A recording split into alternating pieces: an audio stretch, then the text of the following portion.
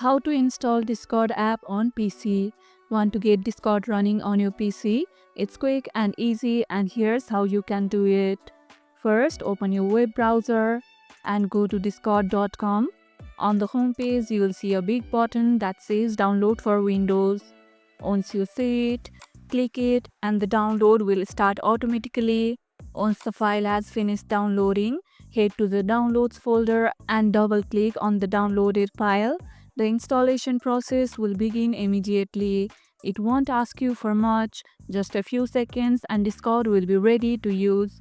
Once the installation is done, Discord should open automatically. If not, you can find it in your start menu and open it from there. If you encounter any issues during installation, like the setup file not opening, try right-clicking and selecting Run as Administrator. That can solve common installation problems. Let me know in the comments if everything worked out or if you need help troubleshooting. And if this video helped, hit the like button, share it, subscribe and leave a comment.